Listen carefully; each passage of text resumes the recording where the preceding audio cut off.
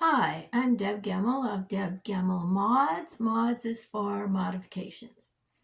So I am knitting my family crew neck any gauge sweater, pullover, raglan pullover, starting at the top.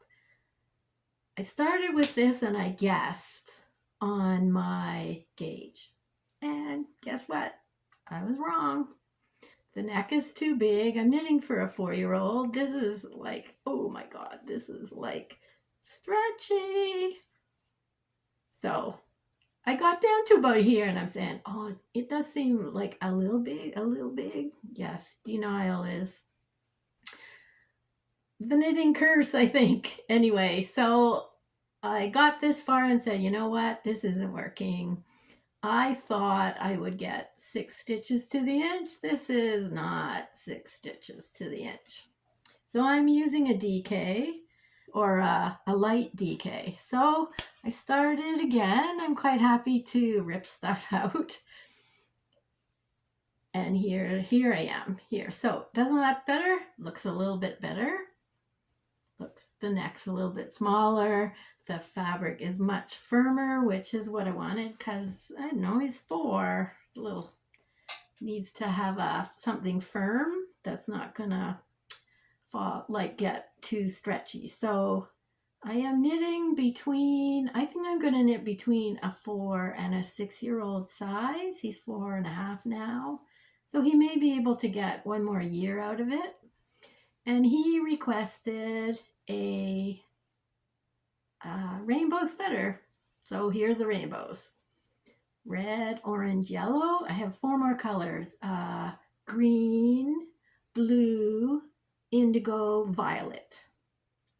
And I'm really close to the Great Divide, taking my sleeves off, which is always a moment in the sweater when it actually looks like a sweater. Like now it just looks big, but I'm very close.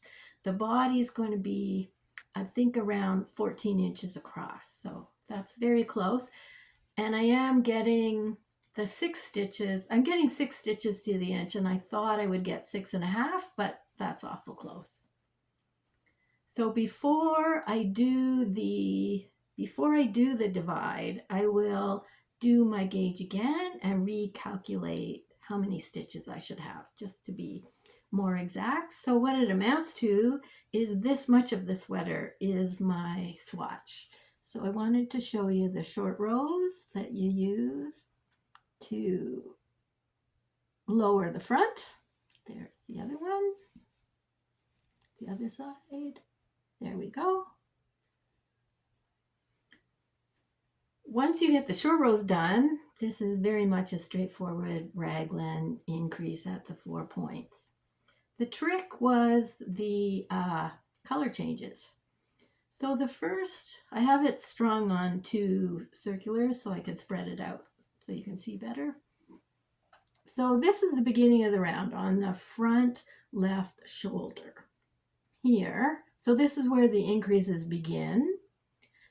And I did the red here on the front, and then I thought maybe it's better to start the next color on the back shoulder.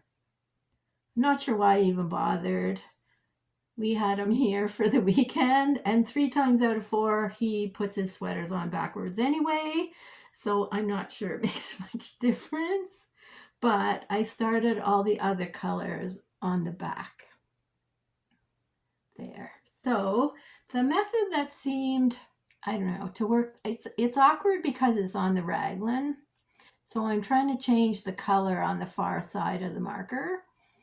The method that seems to work the best is to start here and knit the first round of the color and then knit into the stitch below on the first stitch of the second round. So that's what I've done. Seems to look a little better, not as quite as uneven. So that's what I'm going to do, but I'm almost there. It's at the end of the yellow stripe. I'm going to take my sleeves off. So I'm really happy with, what a mess. I'm really happy with how this is working out. This is my I think I said 6, but I think it's 7. The 7th family crew neck I've done. I've done them for adults, several for my grandson, and for my daughter, for my daughter-in-law. Yeah, and myself. So that's how many I've done. They all worked out pretty well, like very well. I'm very happy with them.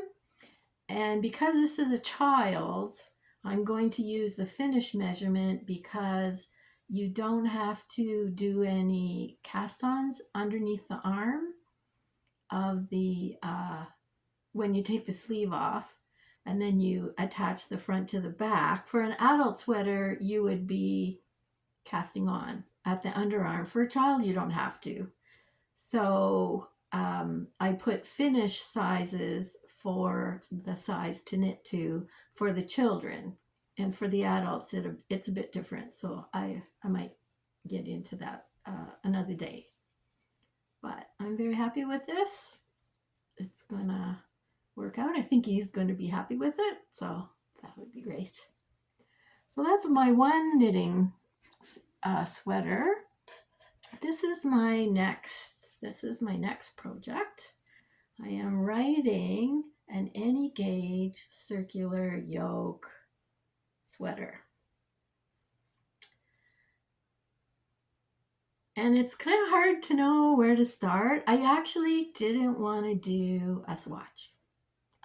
Kind of swatch free a lot of the time. Like, I'm quite happy to start over when I haven't guessed correctly.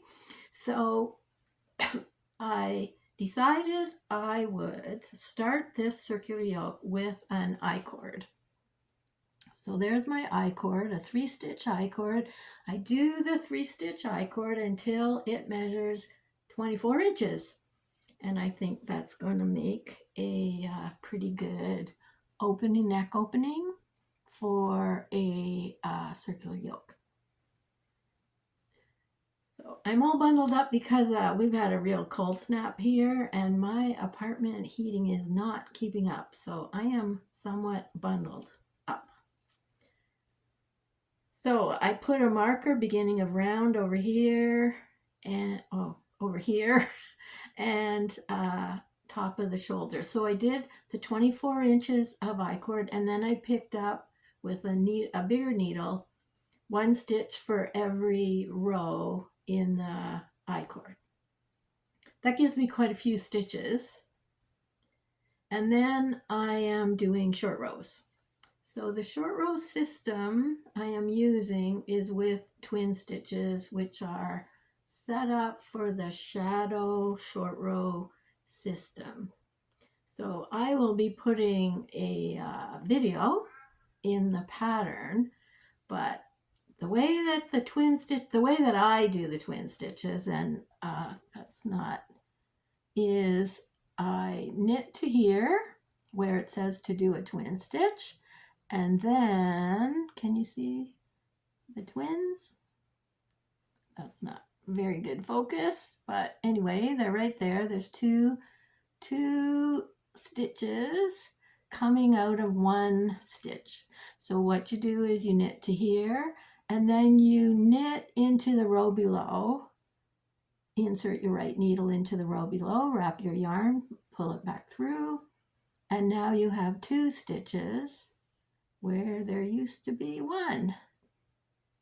Focus isn't very good, is it? Okay. There, 2 stitches where there used to be 1. And then the next time you come to this, you just knit them together. And the extra stitch has disappeared. And there's no hole. On the purl side, when you're purling over here, on the purl side, you're on the wrong side. And then when you do the 2 right there, they're right there, you you're knitting this way, purling, you bring your yarn to the front, stick your right needle through the back, the row below from back to front, wrap your yarn, take it through to the back. Is that right? Yeah. And then you have 2 stitches And when you come back to them, you purl them together. It's a really great system. And it's the best thing about it is that when you do your first complete round, can you see right here? You would be knitting around here. There's hardly anything. Where is it? There it is. It's right there. Can you see? There's hardly anything. No big hole. It's right there. The twin stitch is right there. You just knit the twin stitches together, knit across the front, knit the 2 twin stitches together, and you're golden. It's a really great system for that. So now I have finished my short rows. I'm about to do my complete round, so I'll show you what I have here. There. So there's my short rows on this side. My short rows make this triangle. Short rows make this triangle right there. And that's going to lower the front by this much, about 1.5 inches, which is fine. It'll be a little more comfortable that way. And then I have to figure out how I'm going to do my increases. So that will be a bit,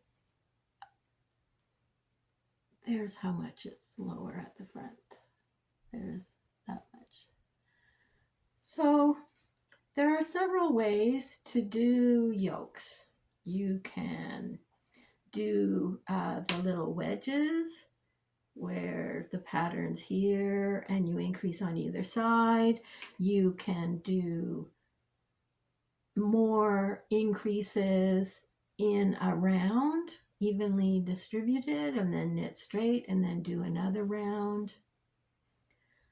I'm thinking that I am using 3 balls of yarn. So I'm doing 1 round stripes with 3 balls. So I thought I might increase every 6 rounds. That would keep it straight for me. And I want to increase the equivalent of 8 stitches every other round because that gives you a flat surface. So 8 stitches every other round. So that's first 2 rounds is 8 stitches. Second 2 rounds is 16 stitches. Third 2 rounds is 24 stitches. So I want to increase 24 stitches every 6 rounds because I have 3 colors and I'm doing 1 round, 2 sets of 1 round with the 3 colors, 3 colors, 3 colors. Which means I need to set up 12 places where I'm going to increase. So 6 on one side and 6 on the other, and I will increase on either side of each of those markers. So that'll be interesting. I think that's a reasonable way to do it. I didn't need a gauge swatch. I'm quite happy with the fabric I have. I picked a larger size needle because I wanted a kind of an open, this has mohair in it, so in the yarn, so I don't have to really make it quite tightly knit. And I'm going to have to figure out how to do the 6 stitches, the 6 markers on the front and the 6 markers on the back. But then I think once I get that, I'm good. And then I don't have to figure out my gauge until I'm ready to stop the yoke and take my sleeves off. And that's a little ways away because it should probably be about 9 inches deep. So I got a ways to go. So that'll be happy knitting. And I'll show you that when I get there. I'm kind of looking forward to getting my 2 colors. What I'm going to do is 1 ball of this, 1 ball of this. Yes, they do look the same. And 1 ball of this. So I'm going to use the helical method of striping one round stripes. Stripe 1, stripe 2, stripe 3, and I will probably increase in this stripe because I don't think you'll see it so much. Anyway, I have to play around and see what I get. Catch you next time.